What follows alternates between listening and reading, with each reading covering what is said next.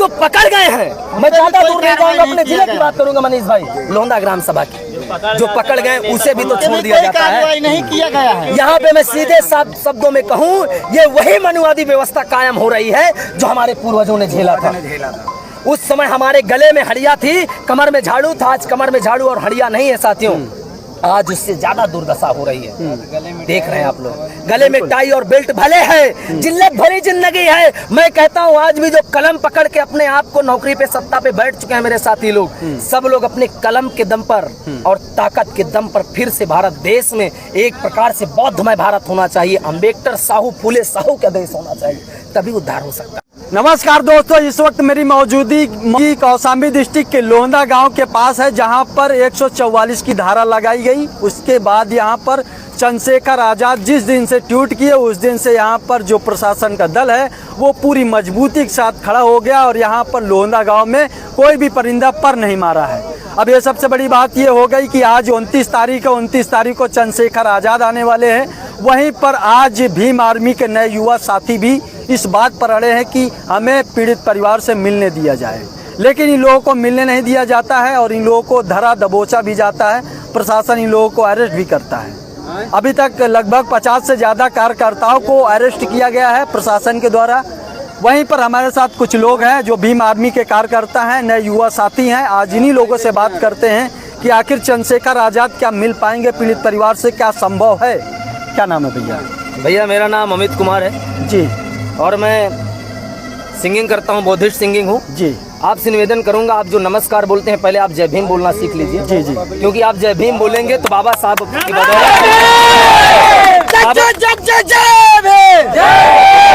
बाबा साहब की बदौलत ही आप ये पत्रकारिता कर रहे हैं। और मैं ये भी गुजारिश करूंगा आपसे कि ये जो न्यूज चला रहे हैं आप, इसे अपने पूरे चैनल पे भी चलाइएगा। चैनल का नाम भी बता दीजिएगा, हमारे पूरे साथी आपके चैनल ग्रोथ करेंगे। और मैं साथियों निवेदन करूंगा आप लोगों से इसी प्रकार शांति बनाए रहिए। जैसे भी हमारे भैया जी का आदेश होगा वैसे हम लोग आदेश का पालन करेंगे।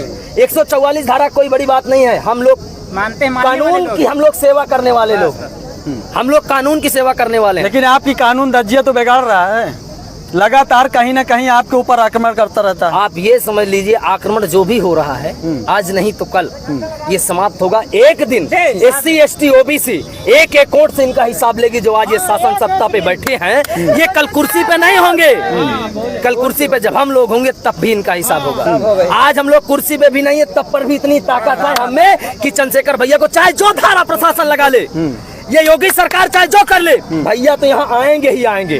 अगर यहाँ नहीं आएंगे तो क्या हुआ, उनको इलाहाबाद तक लेकर परिवार को जाना होगा मिलाने के लिए, भैया इतना ठान लिए। अच्छा, अब जिस प्रकार से देखा जाता है 8 वर्षीय बच्ची के साथ दुष्कर्म होने के बाद उसको उल्टा उस परिवार को ही फंसाया जाता है, उस परिवार को ही फंसाया जाता है। बच्ची के पिता को फंसाया गया और सहयोगी जो प्रधान है उनको भी फंसाया गया, न्याय की जगह उनको अन्याय दिया गया। ये कहाँ का सही है? मैं एक मैटर नहीं, ये यूपी के कई ऐसे मैटर हैं जहाँ पे जो सच्चा ईमानदार है उसी को दबाया जा रहा है। मैं ज्यादा इस विषय में नहीं बोलूंगा क्योंकि मेरी जनता और यूपी के हर एक, चाहे अखिलेश यादव जी हो चाहे जो भी नेता हैं, सब जानते हैं कि ये गवर्नमेंट ऐसी है जो हम सब गरीब मजलूम SC ST OBC माइनॉरिटी को दबाने का काम कर रही है। सिर्फ ये वही लोग हैं जो उनकी चाटुकारिता कर रहे हैं। मैं सीधे साफ शब्दों में कहूँ, जो बीजेपी के पीछे ताली बजा रहे हैं वो भी आज घिसे पिटे जा रहे हैं हमारे समाज के लोग। बहुत सही। आप ये बताइए कि आज जो देश में संविधान के हिसाब से कानून देखा जाता है, संविधान के हिसाब से ही न्याय मिलता है कि यहाँ राजनीति पक्ष चलता है? आप ये बताइए, अगर संविधान के हिसाब से देश चलता, हमारा यूपी संविधान के हिसाब से चलता तो यादव जी कथा सुनाते तो उनको भी पैर पूजा जाता। आज यादव जी का पैर नहीं बल्कि सर घुटा दिया गया। कितनी शर्मनाक घटना है भैया, आप खुद समझिए संविधान की बदौलत क्या है। संविधान तो सबको समता, स्वतंत्रता, मानवता, भाईचारे की बात सिखाता है। और आज आप लोग क्या बता रहे हैं यहाँ पे? ये जो आप लोग हैं, आप लोगों की आवाज, हमारी आवाज आप लोग ही पहुंचाएंगे। तो मैं बता दूं, यूपी में संविधान तो एकदम तहस नहस हो चुका है भैया। मैं सबसे हाथ जोड़ के निवेदन करूंगा कि संविधान बचाना है तो घर से हर एक भगत सिंह, हर एक घर से भगत सिंह, चंद्रशेखर आजाद पैदा कर लीजिए बस।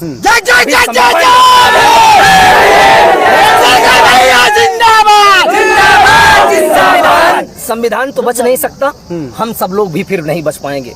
आप पत्रकारिता नहीं कर सकते हैं, आप, मैं पढ़ नहीं सकता हूँ, मेरे भाई लोग एक विद्वान नहीं बन सकते हैं क्या? यादव जी जो कथा सुना रहे थे वो विद्वान लायक नहीं थे? बिल्कुल विद्वान थे, लेकिन उनको मूत्र तक से सम्मानित किया गया। बताइए, मूत्र कोई सम्मानित करने की चीज है? नहीं। आज उनको उल्टा केस में फंसाया जा रहा है। वही चीज हमारे ये लोहंदा ग्राम में हुआ है। उल्टा पीड़ित परिवार को फंसाया जा रहा है। कहाँ का न्याय है साहब? योगी जी से निवेदन करूंगा कि अपनी आंख खोल लीजिए, थोड़ा से मानवता की बात कर लीजिए। भैया, मैं उस समय की बात करूंगा जिस समय शंभुक ऋषि को महाराजा पुरुषोत्तम राम ने मारा था। आज वही समय है जो यादव जी को ये पंडित परिवार के लोगों ने मारा है। भैया, जान से मार देते तो ठीक था। शंभुक ऋषि को एक समय महाराजा पुरुषोत्तम राम ने मार दिया था जान से, लेकिन आज जान से नहीं मारा गया। कहते नहीं है जान से मारने ज्यादा तड़पाया गया है साथियों, बर्बाद किया गया है, बेइज्जत की गई है। यादव समाज के लोगों को डूब के मर जाना चाहिए अगर अब भी उनकी आंख नहीं खुलती है कि हमारा समाज, यादव को समझना चाहिए कि हम शूद्र हैं। बहुत सारे यादव साथी लोग भी उनका साथ दे रहे हैं। लेकिन इस बात पर टिप्पणी की जाती है इसमें राजनीति पक्ष चल रही है। राजनीति तो हर जगह चल रही है। ये राजनीति ही है जो आज तक भैया यहाँ नहीं आ पाए। मनीष भाई, ये राजनीति है जो भैया नहीं आ पाए। नहीं तो पुलिस क्या है भैया? पुलिस SDM IAS क्या IAS PCS कोई भी जो भी अधिकारी है वो किससे चल रहा है? कानून से चल रहा है। और कानून किसके बल पे है? शासन सत्ता के बल पे भैया। योगी मोदी जी के बस में है। वो कहेंगे अगर आम के पेड़ को बोल दें कि बबूल का पेड़ है, बबूल का हो जाए। लेकिन जो संविधान के हिसाब से चलता है वो क्या है भैया? जो संविधान के हिसाब से चलेगा, जो गौतम बुद्ध ने कहा था, ये देश समता सुरता मानवता पे चलेगा, भाईचारे पे चलेगा। त्रिपिटक में जो कहा था, वो देश जो बाबा साहब ने संविधान लिखा, संविधान की समता दी, समता मानवता भाईचारे बंधुत्व की बात होगी, ये संविधान की बदौलत देश चलेगा भैया। आज जिस प्रकार से देखा जाता है कि भारत सरकार और पूरे भारत में जो नारा लगाया जाता है बेटी पढ़ाओ बेटी बचाओ, क्या नारा सुरक्षित है? अगर आज नारा सुरक्षित होता जो आज लोहंदा समाज में हम लोग पाल भाइयों के लिए, देखिए मैं अहिर गणरिया पासी चमार लोट डोडरी कुनवी कहार जो भी हमारे साथी हैं SC ST OBC, मैं सबको अपना भाई समझता हूँ। सब में खून है हम बहुजन समाज का। साथियों, आज जो पाल भाई के साथ ये समस्या हुई है, अगर बेटी बचाओ बेटी पढ़ाओ का उनका नारा सही होता तो आज न्याय न मिल जाता। जो न्याय दिलाने आता है वही अरेस्ट हो जाता है। कहाँ का कानून व्यवस्था है साहब? लेकिन जिस प्रकार से यूपी सरकार चिल्ला चिल्ला के इस बात को कहती है कि बेटी आज भी सुरक्षित और बेटी खुलेआम पढ़ रही है, खुलेआम घूम रही है, लेकिन कोई समस्या नहीं हो रही। लेकिन लगातार यहाँ पर देखा जाता है हजारों से ज्यादा बेटियों के साथ अत्याचार होता है, शोषण होता है, बच्चों के साथ रेप होता है। आए दिन अगर देखा जाए तो हर दिन रेप होता है। कुछ रेपिस्ट पकड़े जाते हैं और बहुत सारी बहन बेटियों का रेप होता है जिसे हम सब लोगों की नजर में कोई नहीं जाने वाले को भी कुछ नहीं होता। और जो पकड़ गए हैं, मैं ज्यादा दूर नहीं जाऊंगा, अपने जिले की बात करूंगा मनीष भाई, लोहंदा ग्राम सभा की, जो पकड़ गए उसे भी तो छोड़ दिया जाता है। नहीं किया गया है। यहाँ पे मैं सीधे साफ शब्दों में कहूँ, ये वही मनुवादी व्यवस्था कायम हो रही है जो हमारे पूर्वजों ने झेला था। उस समय हमारे गले में हड़िया थी, कमर में झाड़ू था। आज कमर में झाड़ू और हड़िया नहीं है साथियों, आज उससे ज्यादा दुर्दशा हो रही है।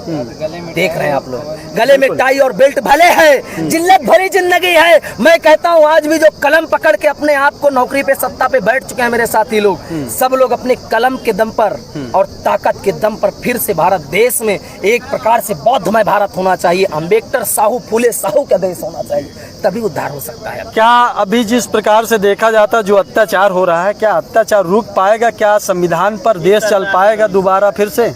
खुले शब्दों में एक शब्दों में जवाब दूं, जब तक ये बीजेपी की सरकार है ना युवाओं का विकास हो सकता है ना तो देश का विकास हो सकता है। आर्थिक स्थिति के हिसाब से देखेंगे तब पर भी देश का नाम हट चुका है और हटता चला जाएगा, सिर्फ बर्बाद।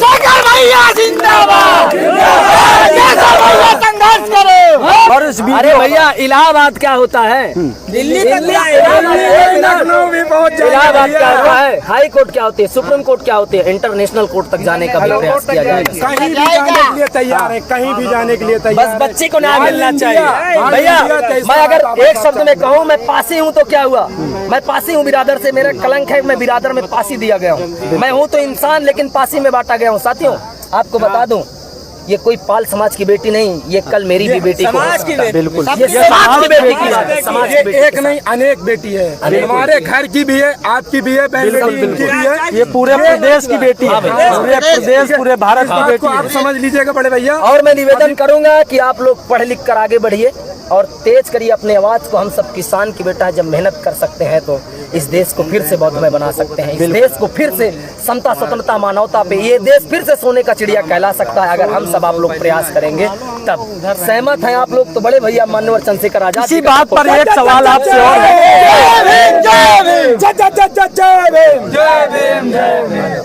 जो पिछले टाइम में जो भारत को सोने की चिड़िया कहा जाता था, लेकिन आज की डेट में वो सोने की चिड़िया बची नहीं है भारत देश में।